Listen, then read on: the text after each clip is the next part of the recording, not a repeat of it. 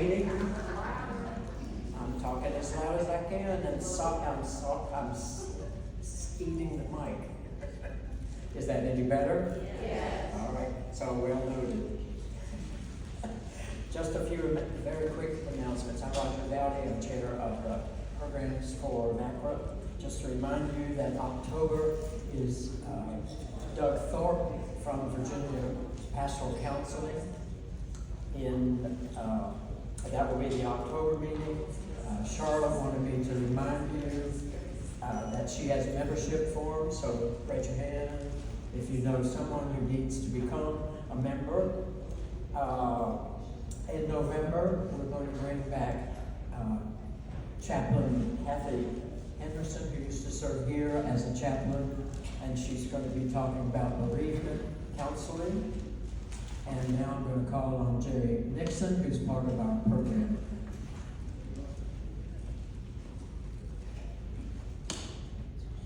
Good morning, everybody. Can you hear me? Yes.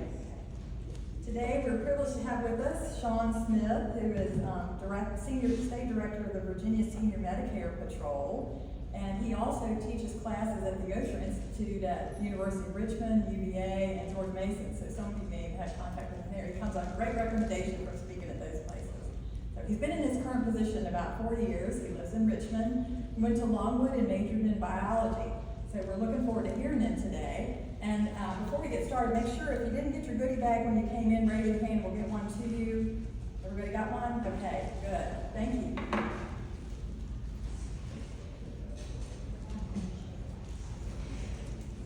All right, good morning. How's everyone doing? Oh, come on. Y'all can do better than that. Good morning.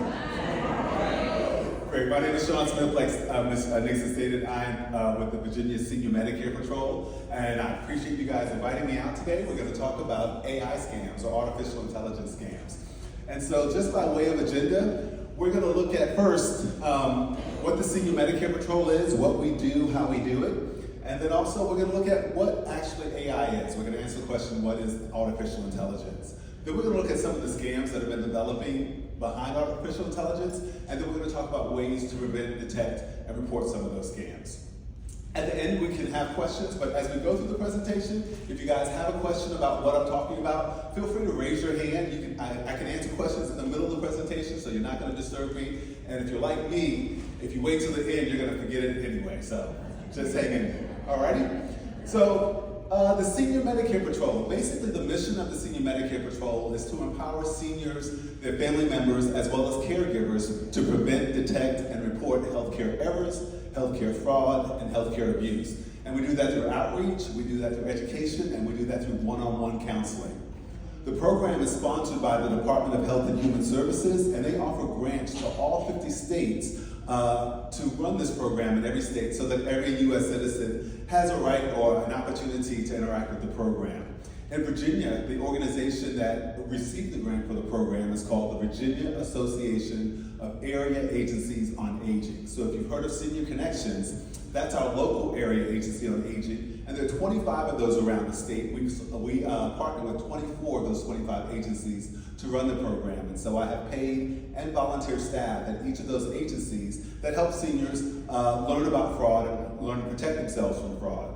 And so they all do outreach, meaning they go out to the community, they attend events and festivals, set up tables, and they give out resources much like what you have in your bag. We also do educational programming, much like this, where we're going out and teaching about various types of scams, whether it's healthcare scams or AI scams or email scams. We want to make sure seniors learn to protect themselves. And then we also do one-on-one counseling. We have an 800 hotline where seniors can call and get free assistance if they feel like they're a victim of healthcare fraud. So they get a bill or they get their healthcare statements and they see something on it that doesn't look familiar or look strange. They can call us and, like I said, get free help to get those things either removed from their statements or get to figure out what's really going on. We call doctors with them. We will reach out to the Office of the Inspector General to help get investigations going. But we want to make sure seniors have help around the issues around healthcare fraud. So that's the Senior Medicare Patrol. We're going to go ahead and jump into our presentation and start with the question, what is artificial intelligence?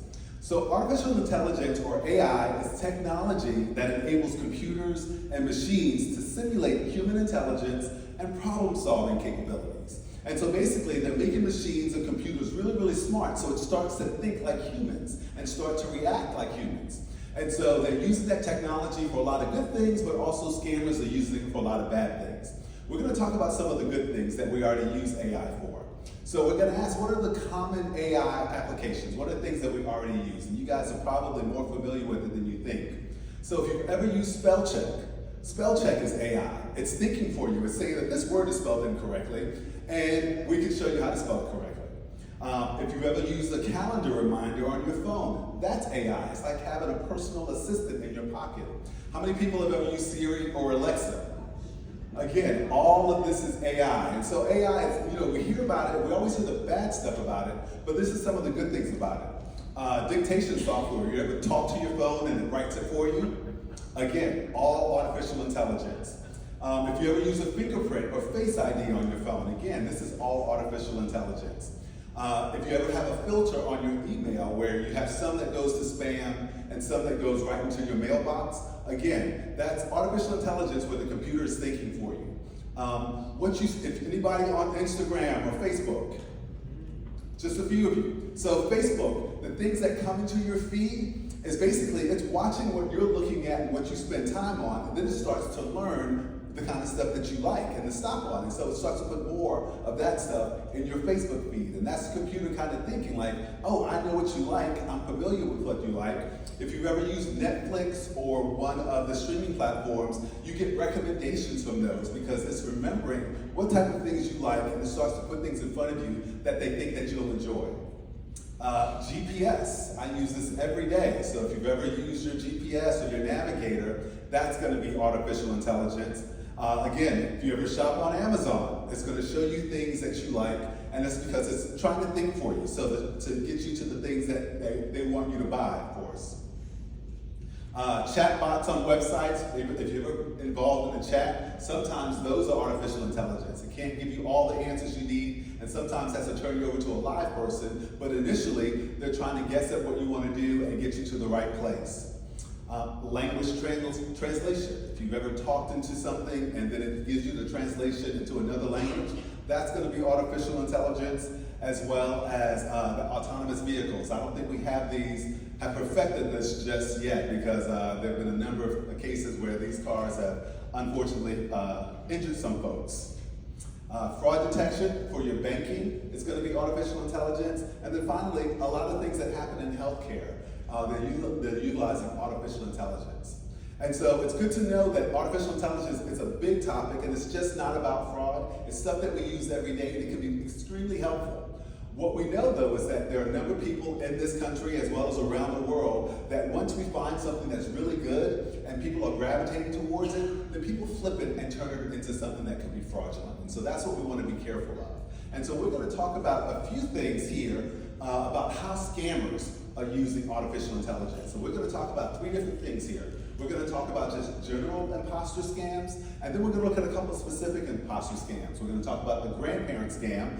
You guys may have heard of that. And then also what we call romance scams. And even though we're talking about these specific scams, what we're going to show you are some ways that they're utilizing AI, and they're utilizing it for a number of other scams. What I want you to get a picture of, just kind of the general categories, and we're going to see some live video about how some of these things work. So we're going to start with just imposter scams. So scammers are using AI technology to have conversations with people, specifically over the telephone. And so AI computers are calling folks and having conversations with them. And sometimes, and if it's done really well, people don't even know that they're having a conversation with the computer. And they can do that a number of ways. Sometimes the computers are so advanced where it's listening to what you say and then it's able to respond. But sometimes there are people on the other end that are typing in what they want what they want the computer to say to get you to respond to the computer. They're impersonating businesses, so they're calling, pretending to be a business and trying to talk people into buying things. Sometimes they're imitating government agencies. It could be the IRS, it could be Medicare, it could be the Social Security Administration. But they're calling individuals and they're trying to get either money from them or they're trying to get information from them.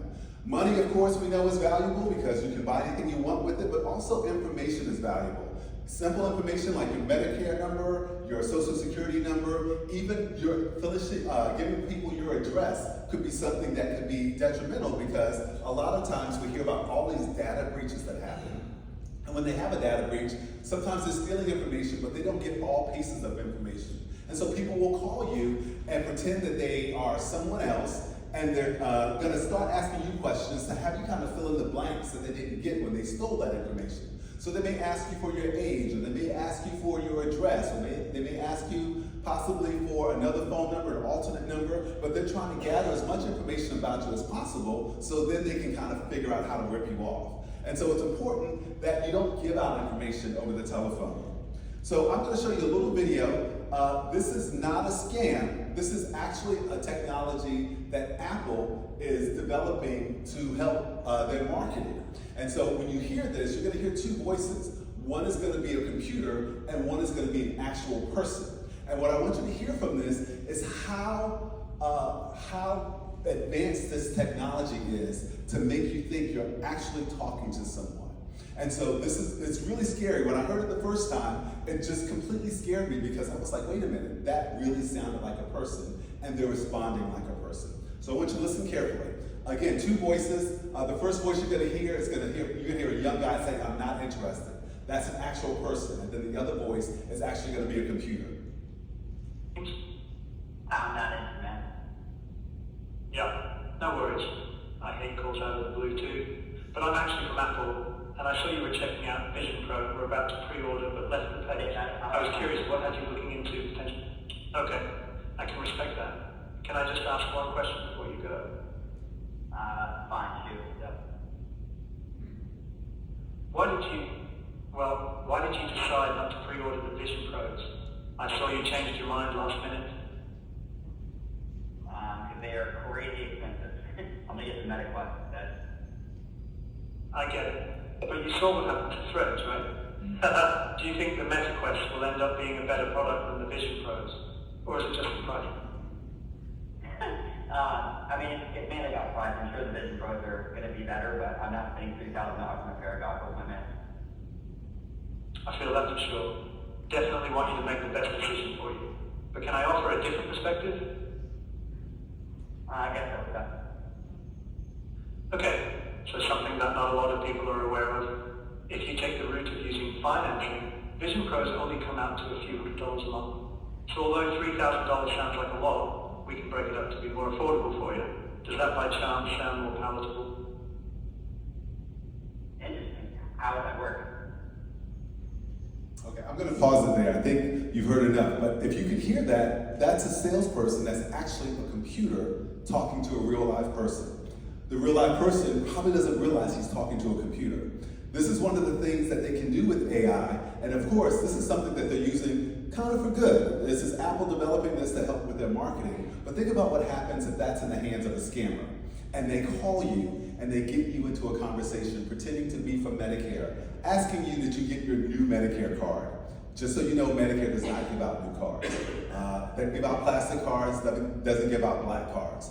And so the way this technology works, again, you picking up that telephone and engaging in that conversation, and then not realizing that you're actually talking to a computer, or even talking to a computer that's actually trying to scam you.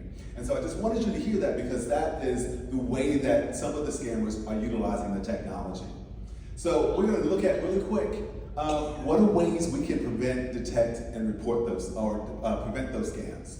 So one, what we tell folks not to do is don't answer unsolicited phone calls. Everybody know what an unsolicited phone call is? It's one of those phone calls that comes up and just a number pops up. There's no name, you're not expecting them, you don't know who it is. We say don't answer those calls, because more than likely it's going to be a salesperson or a scammer, probably two people that you don't want to talk to. And so don't answer unsolicited phone calls. Now I have people that tell me, Sean, I don't mind answering the phone. I know it's going to be a scammer. I love to get on the phone and harass them. I get on the phone, I blow a whistle in their ear, or I just answer and say dumb things to them just to make them mad.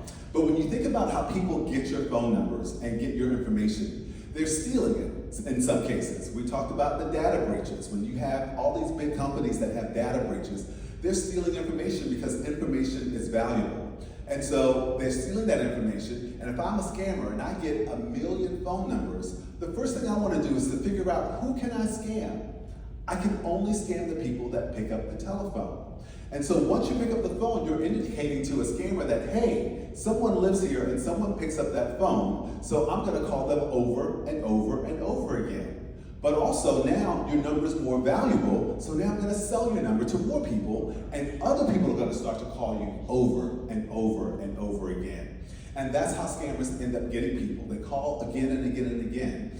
People say, well, you know, Sean, I'm really smart. I have a degree. I've got 3 degrees. I'm a lawyer. I'm a doctor. They're never going to get me. But this is what we hear every time, and this is what we know. Scammers call back over and over and over again. And when people call our hotline when they got scammed, they say this to me. They say, you know what? I knew better, but the scammers caught me off guard.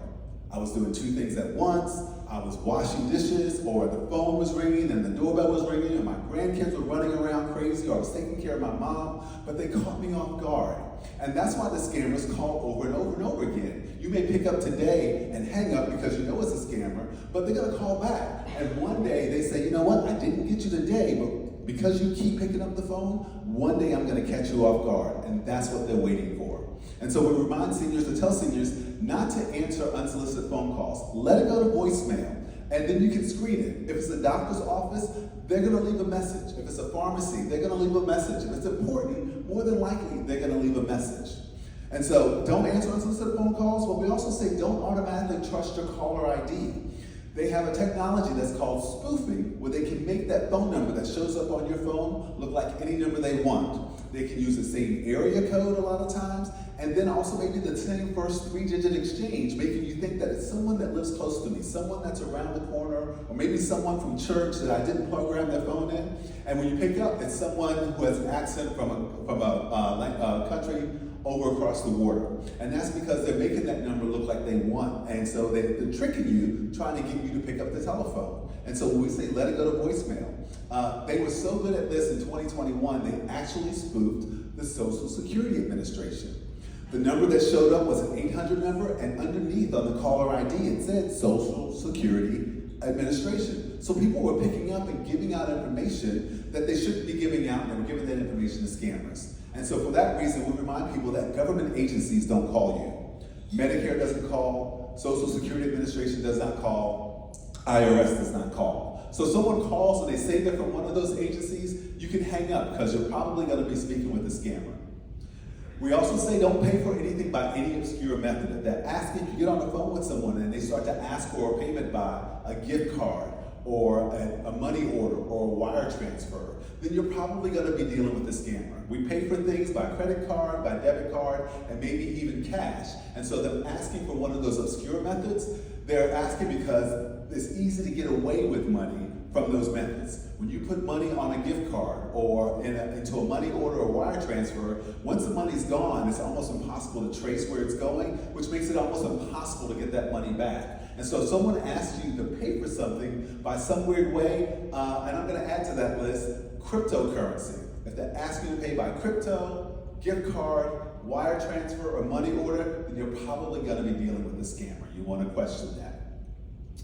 And then finally, we say don't give out sensitive information over the phone. As we said earlier, a lot of times these scammers are stealing information. Sometimes it's bad actors in good places, bad actors in good places. There are people that we know that are in doctors' offices that are selling information. And then sometimes they get this information legally. If you've ever read privacy policies on the website or wherever you're doing business with, the privacy policy will tell you who they're sharing that information with. Sometimes they'll tell you, we sell this to our vendors, or we sell this to our partners. And that information gets out that way. There are data brokers who sell that information legally. They gather that information from other sources, and then they can sell that to folks. And so we say, just be careful about the information you're giving out. I have a doctor's appointment next week, and they sent me a form where I have to fill out and pre-register, and they're asking for my social security number, but it's optional. I don't give it to them because they don't need my social security number. And so you can always opt out of information, or at least find out why they're using that, but you certainly don't want to give it out over the phone when someone's calling you and you don't know who it is.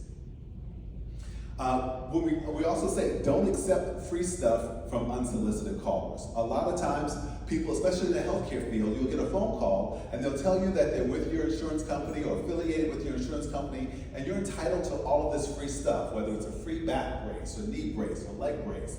That's a scam because they shouldn't be calling you, and when they send you a brace, they will send you probably more than one. And what ends up happening is Medicare ends up paying for all those braces, whether you use them or not, taking money out of the Medicare system and putting it into the pockets of scammers. And so if people call you and want to give you free stuff, you want to say no to that. When I grew up in New York with my mom had 4 boys. She used to send us outside to play, and she would say 2 things before she sent us outside. Don't talk to strangers, and don't take candy from strangers. My mom is now 74, and I tell her, Mom, when people call, don't talk to strangers, and don't take free stuff from strangers. And so that's a reminder. They call, you don't know who they are, don't take anything from them. So those are ways that we can prevent those scams.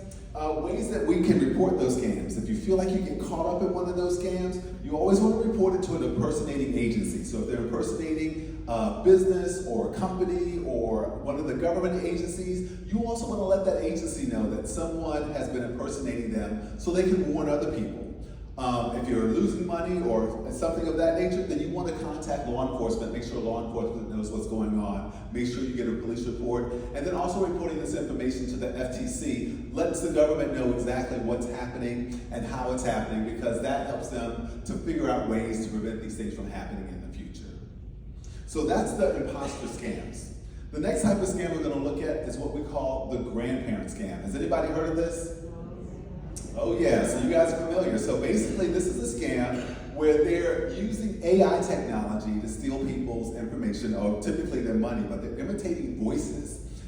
Maybe the voices of your grandchildren or someone that sounds like your grandchildren. And the way they're doing this is they're stealing, they can go on social media, and with this AI technology, they can, if there's a video of you or a recording of your voice, then they can take that recording of your voice and then start to mimic it. And so if you posted a video online with you talking or singing or saying something, the computer can learn your voice and then imitate your voice. And so they do that with kids. Kids will go online and put their videos on where they're playing with their friends, and out of 4, 5, 6 seconds of video, the computer can learn that voice and then imitate that voice. And just like we just saw a minute ago, they can say, "Hey, Grandma," and you think that it's actually your child talking on the telephone. So we're going to watch an example of this where they're imitating a guy's voice and he's actually going to call his mom. Cybersecurity expert Pete Nicoletti created my voice from old news reports online. What you're about to hear is something I never said. Hey, this is Carter. I need your credit card number right now. I mean, that really sounded like me. It is you. It's cloned you. It's AI Carter. To test it out, we called my mother. Hey, I'm about to do an interview, but I have a quick question. I need you to text me your driver's license number as soon as you can. She fell for the fake voice. That's a terrible. You just scammed my mom. Did you just get a call for me? Asking for my driver's license number? Yes, that was an AI-generated voice. Oh, God. Sorry, that's scary. Is this the real you now? This is the real me now. We live in a post-real society. Alrighty, so just that quick, the computer can pick up voices and imitate people's voices. And so they're using that technology in a way, again, for this grandparent scam, where they'll call and they'll say, "Hey, Grandma," and the first thing Grandma does is say, "Jimmy, is that you?" "Yeah, it's me, Jimmy." "Grandma, I need something. I'm in trouble. I was in an accident. I'm in jail. I need some money, and I don't want to call Mom and Dad because I don't want to get in trouble." For some grandparents, that's endearing. "Oh, they trust me more than they trust their parents. I just love them. That's my Jimmy." And so they end up doing all kinds of crazy things trying to get Jimmy some money, whether it is putting it on a gift card and then giving those numbers out to somebody that they tell them to. Sometimes they have carriers come to the house and pick up cash because they're trying to help out Jimmy. Or they have some fake lawyer calling you and telling you where to make this deposit. And so again, it's the scammers twisting up this great technology to use it to steal from you. And so ways that we can prevent it is if you want to preset yourself up not to get caught up in the grandparent scam. So some of the things I'm going to tell you now is going to take some work with you and your grandkids. But the first thing you don't want to do is when someone calls, if you happen to pick up, don't call the grandchild's name. They say, "Oh, Grandma," and you say, "Hey, Jimmy," then they're going to know that your grandson's name is Jimmy. So if they say, "Hey, Grandma, it's me," say, "Me who?" Make them tell you who it is. But it's one way to detect whether or not scam is happening. If they're saying that I'm calling on behalf of your grandchild because they're in jail or they're sick, they're in the hospital, you want to make sure that that's actually your grandchild. And let me speak to them. Ask to speak to them directly as opposed to just trusting that person on the other end. A lot of times it's scary. They may call in the middle of the night and they may startle you. Take a deep breath and breathe and be like, let me slow down, let me calm down, and let me ask some questions to figure out how to get to the bottom of this. You can now set up a code word with your grandchildren. Tell them the code word is pineapple or wash the dishes, but something that they can know to say that, hey, if we're ever in trouble or you're ever in trouble and you call me, I'm going to know it's you because you're going to give me the code word. If they can't give you the code word when it's a scammer, then you know that it's not really your grandchild. Sometimes when they do this, they call from a strange number, and they say they call from a strange number because they claim that your grandchild either lost their phone or is incapacitated and can't use their phone. And so they say, well, the phone's not working, that's why I'm calling you. Go ahead and call that grandchild on their own phone. Because a lot of times the grandchild's in bed or in college or wherever they're supposed to be, and they'll pick up and be like, "Grandma, that's a scam, that's not me." But don't just trust them because they say it. Call them on their own device, and then also don't keep it a secret. While you might want to be closer to your grandchild because they're trusting you in this capacity, again, the scammers want to isolate you so that you're not getting good information. And so if you're alone and you can't think through it by yourself because you're excited or because you're nervous or because you're scared, then you know that we don't always think well that way. And they want to keep you isolated so that you don't think well. But if it was my child and my mom had something going on with my son, as a parent, I have every right to know. So I would have her call me, say, let's include everybody in on this so that we all are thinking clearly, especially if the child is in trouble. So don't keep it a secret, call the parents, and make sure that you're talking to someone that is actually legitimate. Let's see.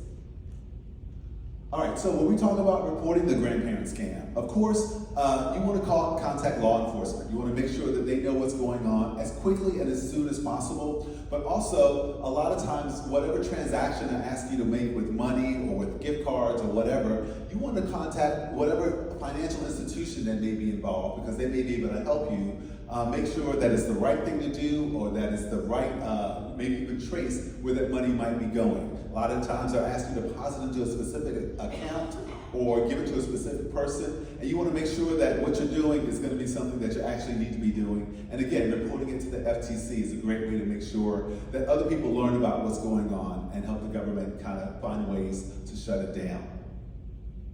So that's the grandparent scam. The last set of scams we're going to talk about are romance scams. Now, how many people are looking for the love of their life? And there are plenty of people out there that are, it's a lonely world out here. So there are a lot of dating apps, there are a lot of people on social media trying to find someone that could be important to them to live out their whole life or the end of their life, what have you. But scammers are using AI technology to do deep fakes. Now, if you know anything about these romance scams, typically what happens is the scammer will be reaching out to an individual that is looking for love. We're going to go with that, right? So they're reaching out to an individual that's looking for love, and then they engage in a conversation, and a few things happen. The scammer then starts to fall in love really quickly with this person. Really, on a short time frame, they're in love. And the person is often so enamored by the fact that this person loves them that they fall into it. And so they get love bombed and they fall into the middle of this.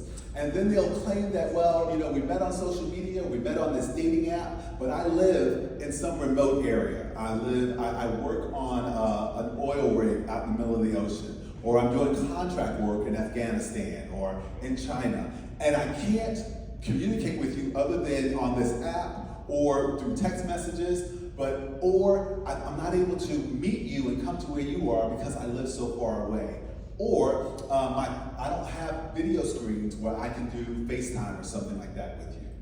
Or sometimes they will FaceTime with you. We're going to see an example of that. And so now they're using what they call deepfake videos, where they can make a video using your face and your image and then say anything they want to say, making you think that you're actually video talking with a real person. And really, you're video talking with a machine or a computer. And so that technology becomes something that they use to rip off people. And so there's a video, it's not the video that I have today, but there's a video of a man telling a woman that he loves her, he can't wait to meet her, and really she's talking to a computer, a made-up image and a made-up conversation. And it's kind of distorted, but he's saying that it's only distorted because I'm so far away and the technology here is not high-speed internet. And so she's fallen in love with him and giving him a ton of money, thinking that she's giving it to her lover. But we're gonna see an example of what deepfake looks like. You all know Anderson Cooper, right? Great, watch this. Second youngest son. He's suggesting it came out of nowhere. What we subsequently learned is it may have come from the former president or his legal team acting in bad faith. This is a deepfake example of what is possible with powerful computer and editing. It took around 72 hours to create this example from scratch using extremely powerful GPU. It could be improved with more computing time, but 90% of people cannot tell the difference. What do you think about that? Pretty impressive, huh?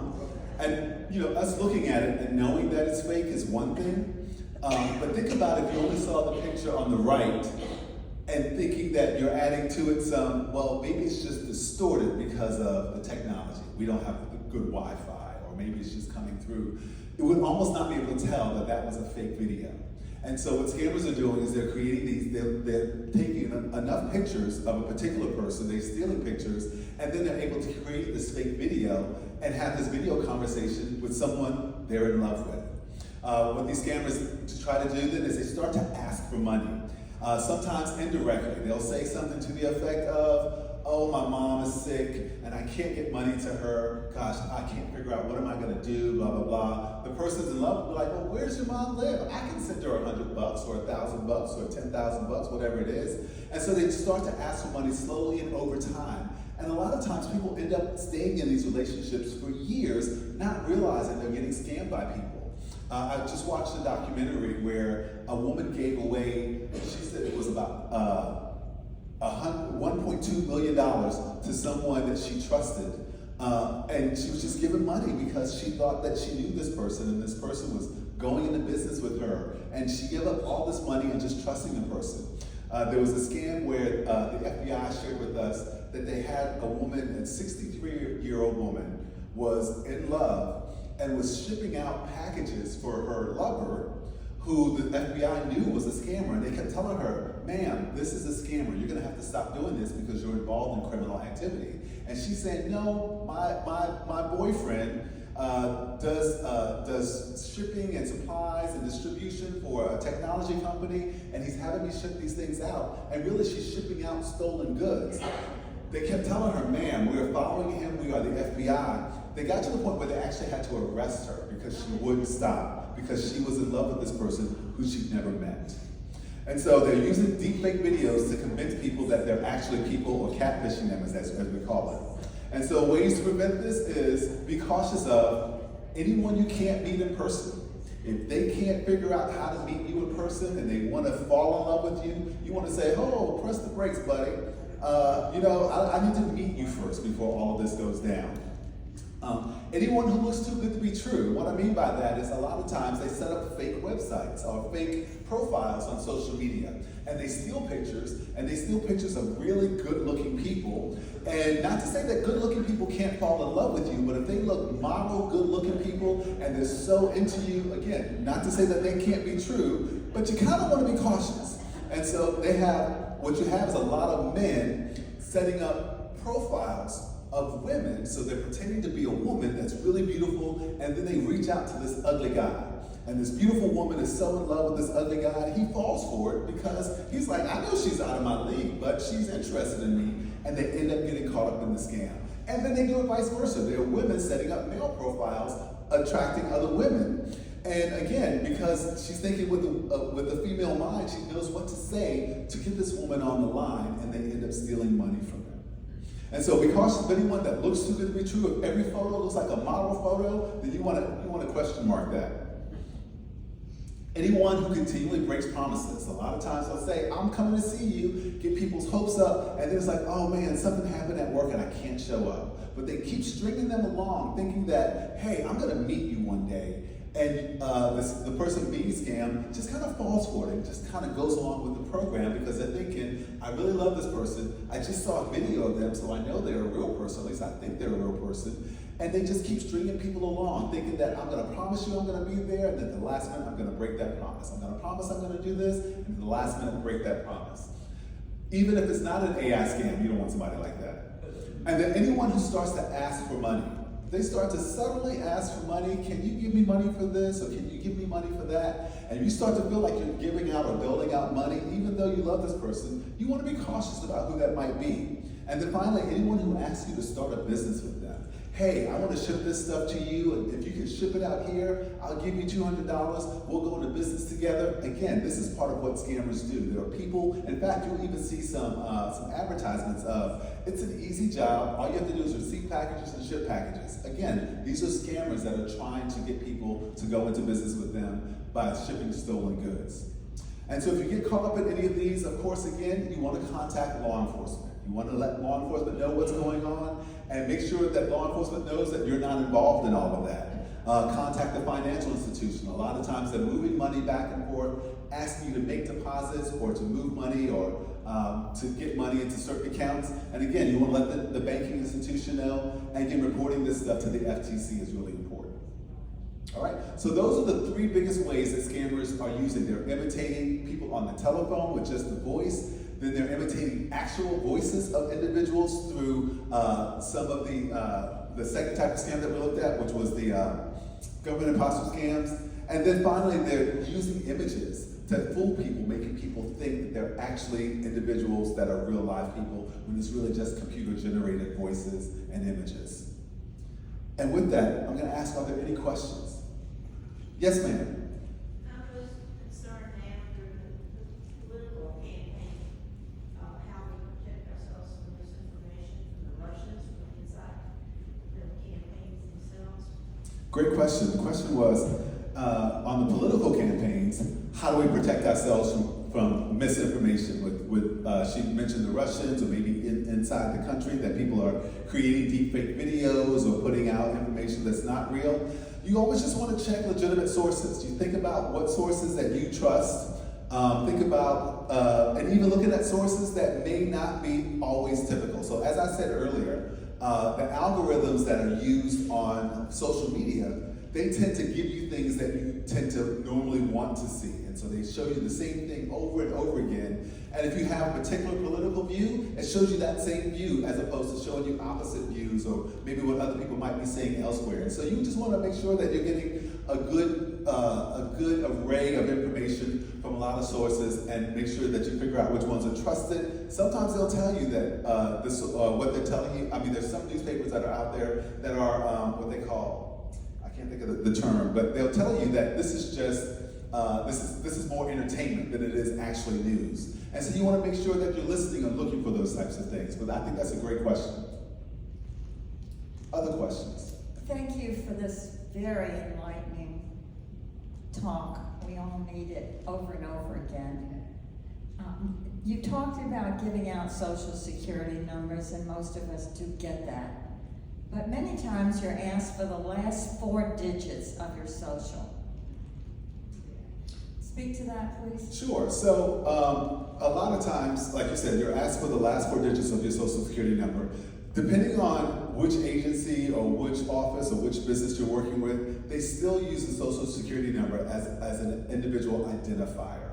And so, for example, as I said, we have a 1-800 hotline where seniors call us and when they need assistance. And so one of the things that we end up doing sometimes is calling Medicare on their behalf. When I call Medicare on an individual's behalf, there's 4 pieces of information that I need. I need their full name, I need their birth date, I need their address, and I need the last 4 of their social security number, which helps them to know that I'm calling for the right person, they're pulling up information on the correct person. So some places still use that as an identifier. It's still your social security number, so I would be very careful with who's using it and who's asking for it. There are many places that have moved away from that. Remember, our social security number used to be on everything. It used to be on our driver's license. We'd have to give it out when I was in college. They would ask for that information. And now they've changed a lot of that. So there are a lot of agencies that have also changed that. And so when people ask me for my social security number, the first thing I ask is it optional or is it mandatory? And then I ask them, how are you going to use this? What is it? Why do you need my social security number? Like I said, the form that I filled out for my pre-appointment, it was listed as optional, so I didn't give it to them. And so you have every right to know why they need it, and you have every right to determine whether or not you want to share that with them and whether or not they can use it that way. But I think that's a great question. Other questions? Yes, sir. I'll talk real loud. Do not call. That do not call list, I don't think that works at all. You would be correct. He's talking about the do not call list. So the do not call list is the 1-800 do not call. You put your name on that list. While it kind of prevents maybe some legitimate marketers from calling you, it doesn't prevent the scammers from calling you because they're not listening to the government anyway. So you will get some calls that may be deleted. Again, they're, in addition to the scammers that may be calling, they're legitimate people that are trying to do marketing, that are actually calling you to sell you something that could be legitimate. And so those folks tend to listen to the things on that list, but scammers don't care about what that list and they don't know. In fact, a lot of the scammers, we know most of the scams are coming from overseas. So they're not paying attention to whatever the US list says. Yes, ma'am. So, if you do the block this caller, and I've done that before, but then after a while, they call again. So you have to continually. Yeah, great point. So she was saying on her phone, you can block callers. So when a number comes through, you can block that number so that those calls won't ever ring again. But the problem is, we talked about spoofing. So if you think about many of these scammers, they might call back on the same number over and over again, but all they have to do is switch the number and go to a different number, and they can call you from that number. I probably have like 80 numbers blocked in my phone, but the scammers are they can call me from my own phone number, and so yeah, so it works, but at the same time, the scammers find a way around it.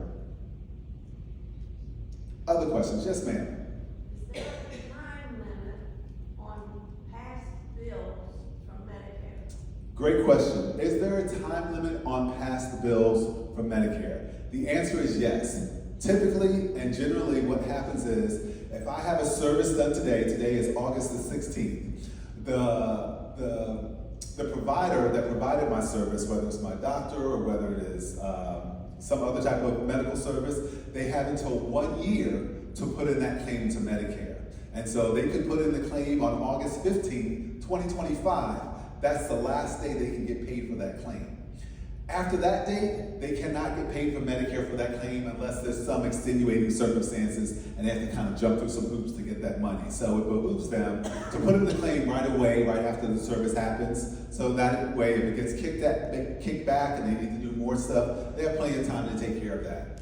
Also, what they can't do is they can't bill you after a year. Let's say they missed their window of opportunity to put in that claim and then decide, well, Medicare's not going to pay it, so I'm going to send you the bill. They can't do that. And so you should not have to pay for anything that Medicare says you shouldn't have to pay for. If they want to send you the bill, you tell them, no, file it with my insurance, get a Medicare denial, but Medicare will also say, you're not responsible for this, and that's what you should go by. Great question. Yes, ma'am. For some people, it might help to differentiate between spam and scam.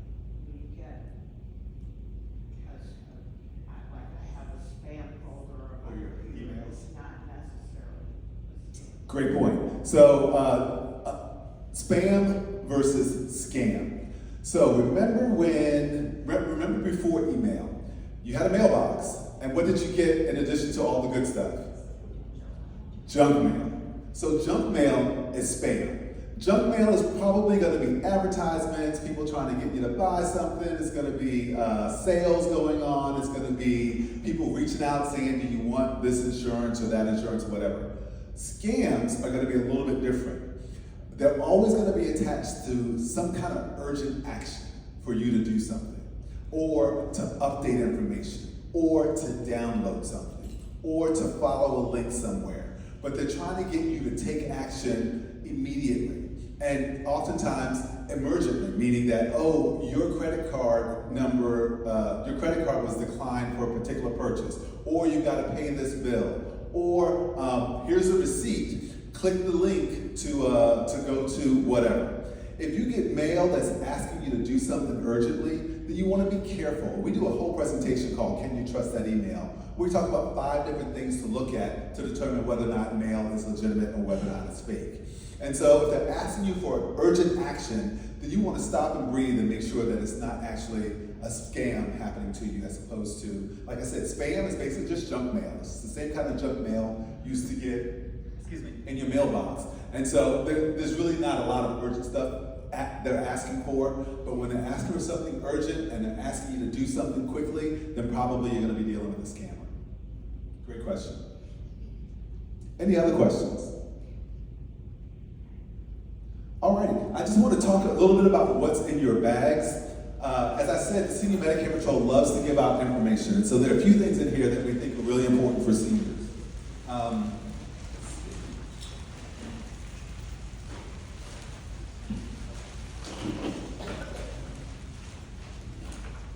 All right, so we remind seniors to guard their Medicare card as well as other cards, healthcare cards. And so we put a little folder in there, a card holder in there, put your medical cards in. You don't have to take your Medicare card everywhere you go. When you go to the doctor for a first-time visit, they'll typically take a picture of it or scan it into your file, and they don't always ask for it every time. We say put it away. You're less likely to lose it, you're less likely to steal it, and then when you need it, you'll know exactly where it is. So we put those in there. This is also important. This is what we call a healthcare tracker. So everyone gets a statement from their insurance company. If you're with Medicare, regular Medicare, every 3 months you get a statement that tells you everything that's happened in terms of your service.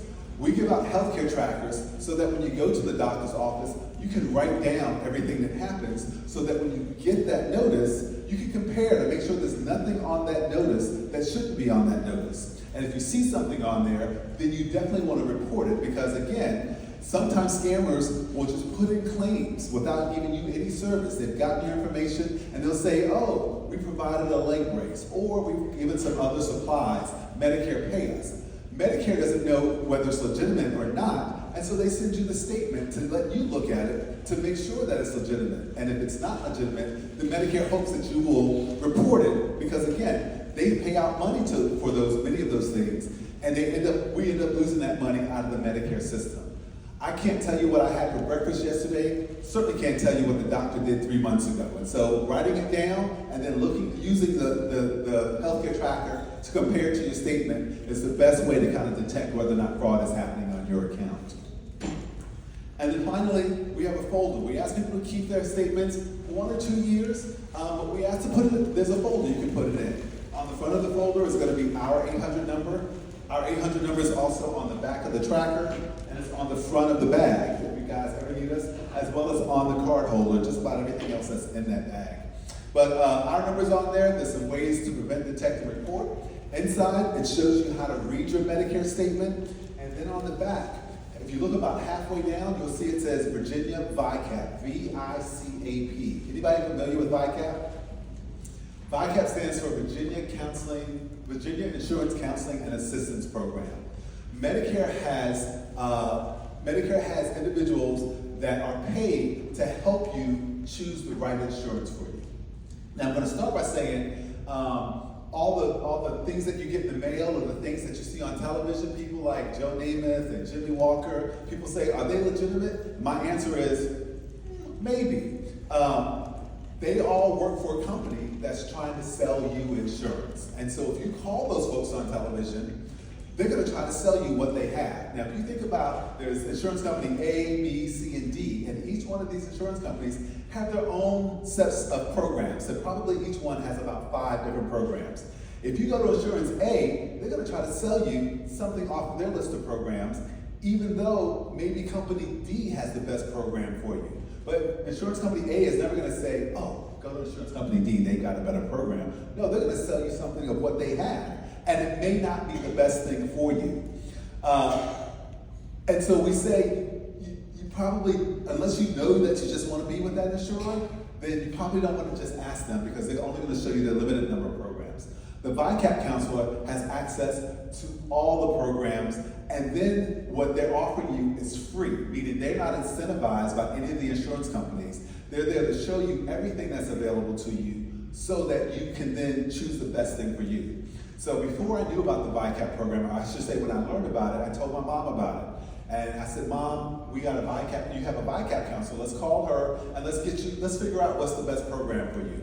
The young lady, my mom lives in Hampton Road, so the lady that works for her, or part of her VaCra program, her name is Lisa. She's at Bay Aging, which is similar to Senior Connections. So it was during COVID, we had to send some information in. Lisa said it'll take about a week or so for us to run and figure out what programs are good for you. And so they asked for things like what medications my mother's on, how sick is she, what illnesses she might have, all the information that you would want to ask. And so we sent the information to Lisa, and it was about a week had gone by.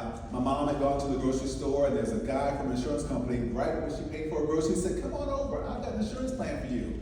My mom went over and sat down, and after she finished, she called me, she goes, oh, I got the greatest insurance program. I was like, from who? She said, the guy at the grocery store. And I was like, Mom, what about Lisa? Did you talk to Lisa? Well, no, but this plan is really good. No deductible, low premium, and no copay. And I was like, it sounds good, Mom, but are you sure? Yeah, it's best. Let's call Lisa. So we got Lisa on the phone. Lisa was able to look at the insurance my mom signed up for as well as all the other insurances. And Lisa said, well, your mom is right. There's a low deductible, a low premium, and no copay, but they're not going to pay for our diabetic testing supplies. They didn't tell my mom that. And so my mom ended up signing up for it, and Lisa was able to unsign her up and get her into a better program. Because my mom didn't know what questions to ask or didn't know all the questions to ask and wasn't sure, and they were rushing her through trying to get her signed up for a plan. Now I'm going to say that most agents are good, but there are some that are not. We know this because we know how agents kind of move people around when it benefits them. So agents will tell you, oh, I represent all plans, but what they don't tell you is that they are incentivized differently by different plans. So plan A, if I sign you up on it, I might get $10. Plan B, if I sign you up on it, I might get $15. And plan C, I might get $20. And so again, most agents are going to be great, but there's some agents we know that do what we call flipping their books, meaning this year, because insurance company A pays me $15 for new people, I'm getting all my people on that plan, whether it's great for them or not, but it's going to be great for me. And the next year, plan D is going to give me more money, so all my clients are going to end up on plan D. And so we know this happens in the industry. It's not, well, it is a secret, but we know that it happens because not every agent is great. VaCra counselors are not incentivized by the plan, so you can just call them and they will help you go through the insurances, go through what issues you might have, and help you pick the right plan for you. Again, not being incentivized by anyone, they're paid by the same program that funds the senior Medicare patrol. But all that to say, these things are in your bag. We love to give these away. If you guys have a program where you want to give out some information, just give us a call on the 800 number. We will ship it to you for free. Whether it's 5 of these or 500 of these, we want seniors to have this information and be able to use it to keep themselves safe.